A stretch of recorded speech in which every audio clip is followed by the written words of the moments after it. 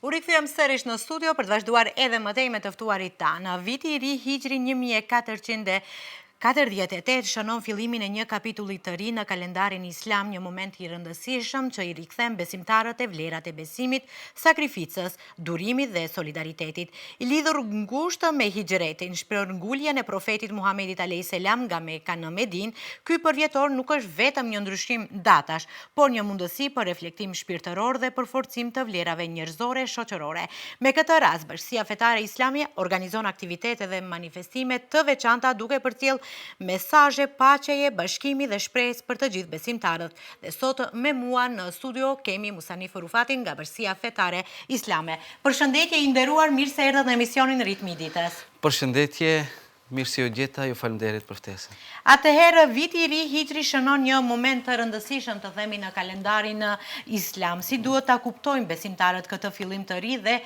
çfarë simbolizon ai në aspektin shpirtëror? Ju faleminderit, atëherë fillimisht nisur nga hadithi profetik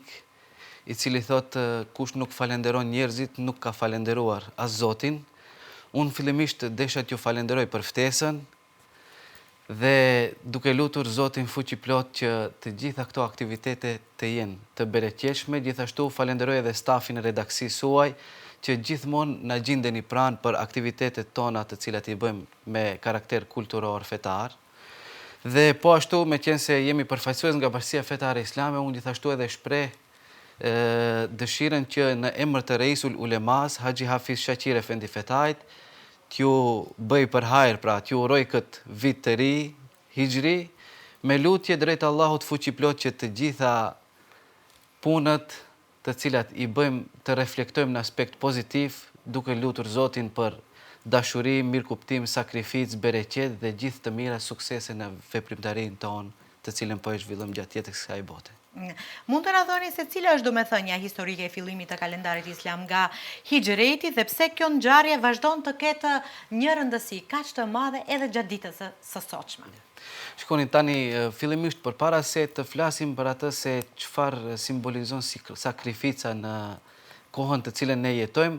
fillimisht besoj që është e udhës që të fillojmë në një rezume në mënyrë kronologjike për atë se si erdhi deri tek kjo ngjarje dhe cilat janë kushtet të cilat i paraprin kësaj ngjarje. Ju e dini mirë se pejgamberi alayhis salam gjatë profecisë së tij për 13 vite me radhë e ushtroi veprimtarinë e tij në Mekë. Ku gjatë qëndrimit të tij në Mekë ai hasi në rezistenca të ndryshme, duke e torturuar në forma më të ndryshme, më mizore, nuk e lejonin që të ushtroj profesionin e tij, pra veprimtarinë e tij si profet për të përhapur fjalën e Zotit, fenë e Zotit, dhe ai u dash që të kërkojë një tokë më pjellore për të mbjellë farën e Islamit. Prandaj edhe para se të zhvendoset, pra të bëj hijretin nga Mekka në Medinë, realizoi disa beslidhje të cilat njihen beslidhja e Akabes, ku një grup nga Medinja erdhën u takuan me pejgamberin alayhis salam dhe i dhan besën duke pranuar fenë islame dhe i hapën dyer që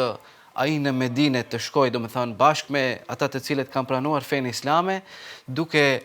i u gjendur në krah për çdo nevojë të cilën kishin dhe ju thanë se jeni të lirë këtu të vazhdoni misionin tuaj të cilin keni nisur. Megjithatë, pejgamberi alayhis salam në vitin 622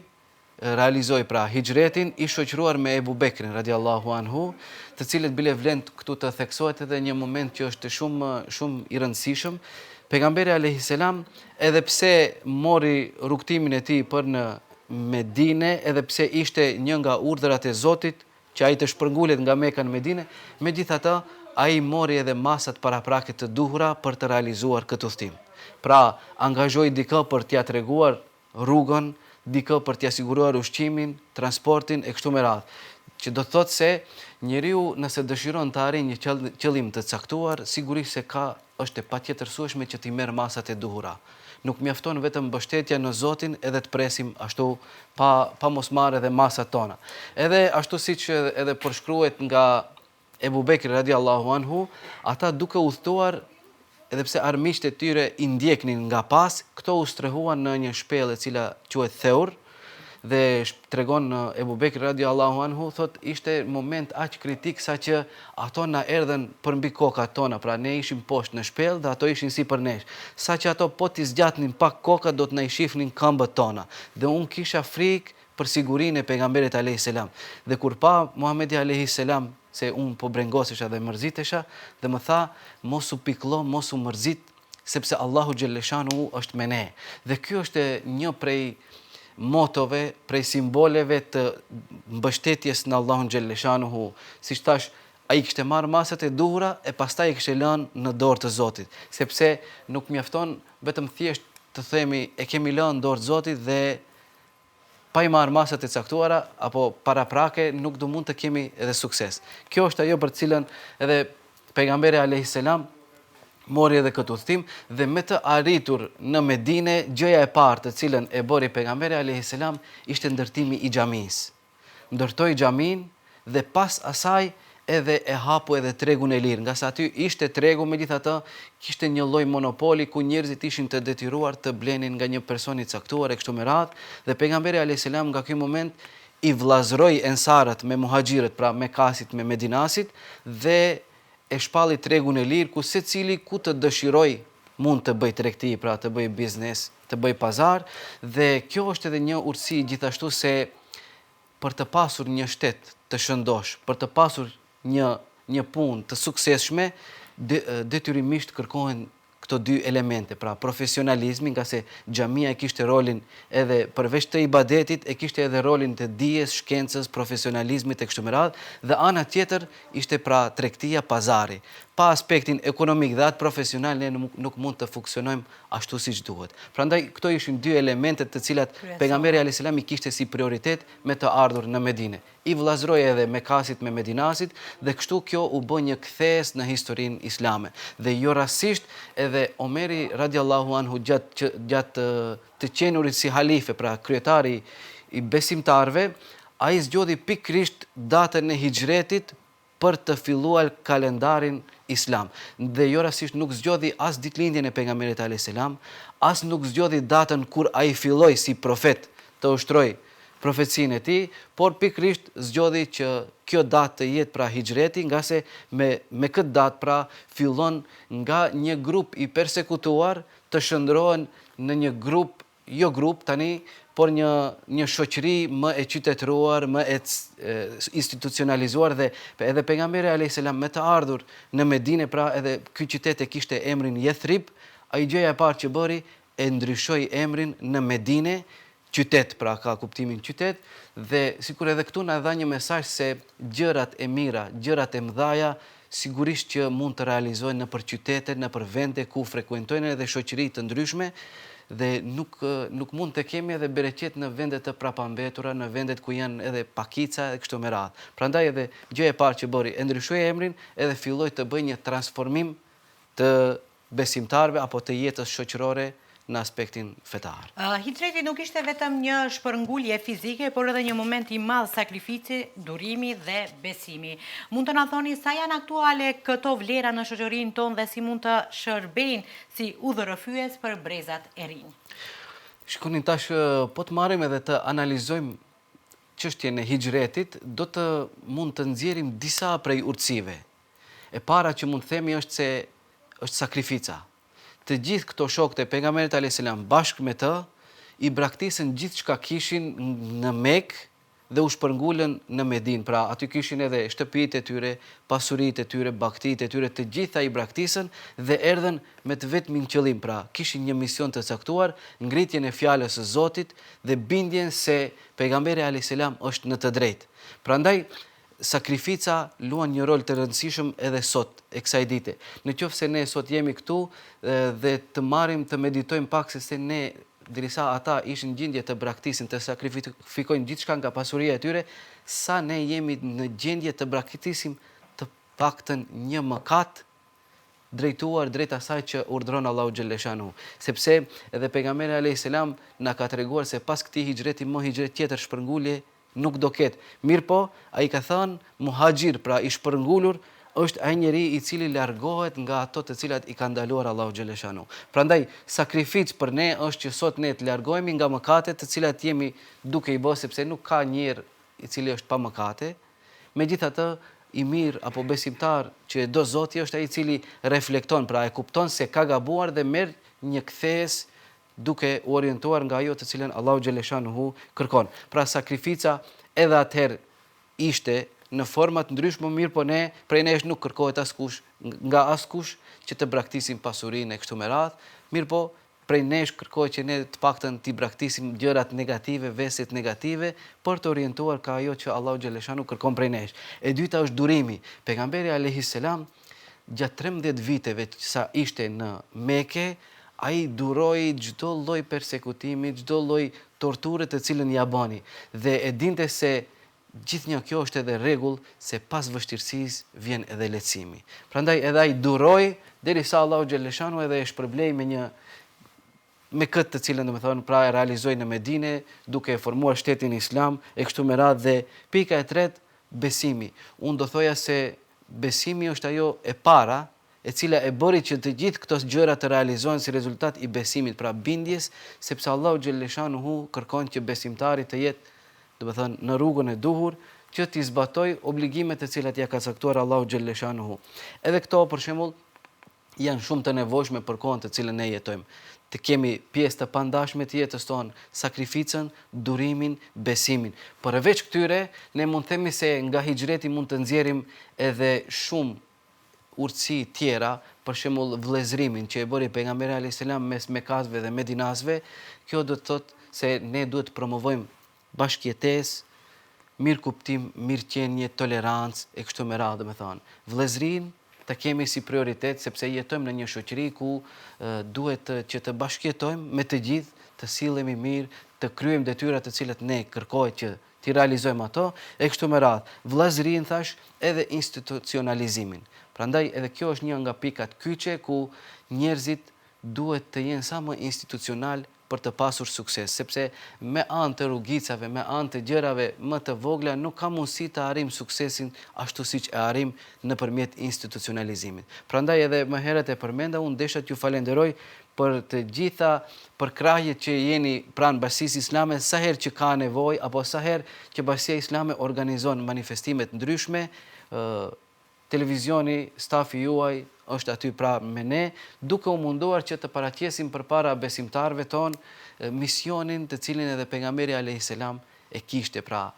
promovimin e dashurisë, paqes, tolerancës, mirëkuptimit, bashkëjetesës e kështu me radhë. Edhe një pikë tjetër të cila është e rëndësishme në këtë sferë, pra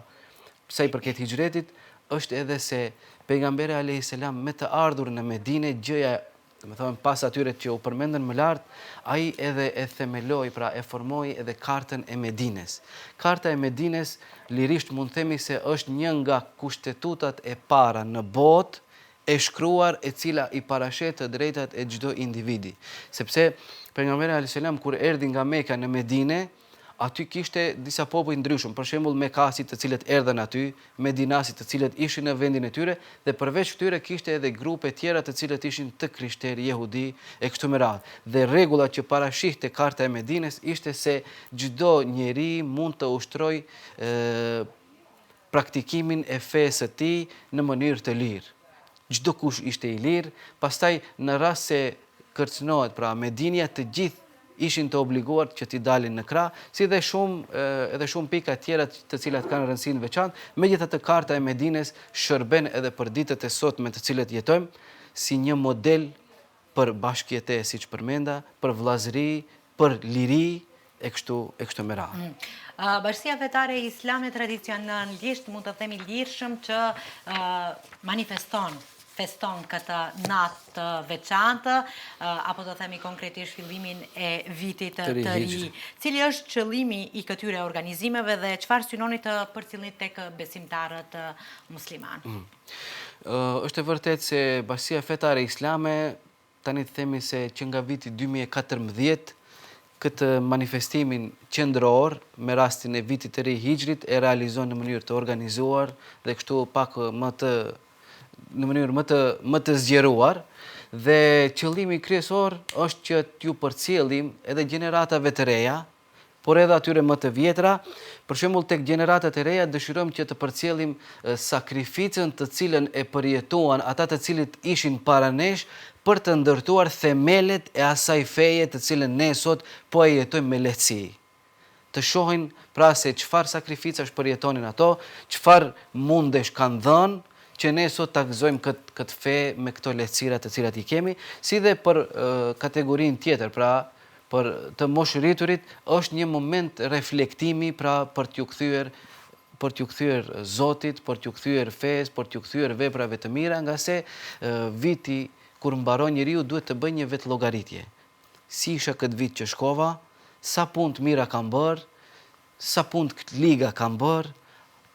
a i kalojnë veprat e mira ato të këqijat apo jo, e nëse është e kundërta si të reflektoj që të bëjmë edhe një plan program të jetës tonë, sepse në qoftë se nuk kemi një plan program të jetës tonë, atëherë edhe besoj se do të na shkojë kështu si tollovie dhe jeta e kësaj dhunjaje, prandaj është e rëndësishme që të ketë disiplinë, të ketë rend, kemi disa shënime të themi. Sigurisht, plan programin për vitin të cilin vjen, domethënë unë dua të realizoj këtë, ti kemi si synime, edhe vetëm në këtë mënyrë ne mund të edhe të ecim të përparojmë, sepse edhe pejgamberi alayhis salam ka thënë besimtari është në humbje në qoftë se 2 ditë i ka të njëjta. Prandaj kjo na tregon se gjithnjë duhet të jemi në zhvillim me sipër. Sikur thotë se që kërkoni diturim prej djepit deri në varr, që simbolizon prej kur të lindi deri kur të vdisni, gjithnjë duhet të mësojmë, sepse nuk gabim është thotë dikush se unë e kam pas mosha jeme ka kalu për të mësuar. Mbaroja ime, kemi këtë thënie. Ashtu e kemi si tradit. Megjithatë njeriu derisa t'i vijë edhe momenti i vdekjes, gjithnjë mëson gjëra të reja, por besoj se çdo kush e sheh se sa më shumë që mëson, e sheh se sa shumë gjëra ka që nuk i din. I nderuar, mund të na thoni se çfarë do të veçoj manifestimin e si vjetëm të natës Hixhetit dhe çfarë programi është përgatitur të themi për të pranishmit këtë vit? Tani, sa i përket manifestimit qendror të organizuar nga Bashkia Fetare Islame, me rastin e vitit të ri Hixhri, ne, siç përmenda edhe më herët, tradicionalisht e realizojmë këtë aktivitet, pra këtë manifestim, ku plan programi apo pjesa e përmbajtjes së këtij manifestimi është e larmishme, pra ka disa lloj aktivitetesh brenda saj, ku vlen të përmendim fillimisht aty kemi edhe lexim Kur'ani, për shembull, kumtesa të ndryshme, qoftë nga Rei Sulejmaja ose të pranishëm që kemi aty. Përveç asaj, Bashkia Islame gjatë këtij manifestimi, pra një herë në vit, edhe bën ndarjen e dekoratave, pra çmimit Mufti Vehbi Dibra, i cili është çmimi më i lartë të cilin e jep Bashkia Fetare Islame, ku jepet personaliteteve të çmuara të larta, të cilet kanë kontribuar në çështjet fetare, kombëtare e kështu me radhë, dhe përveç kësaj gjithashtu edhe gjatë manifestimit të Hixhetit ndahen edhe diplomat e hafizve dhe hafizlereve, të cilat përgjatë vitit Hixhri, domethënë vitit të kaluar nga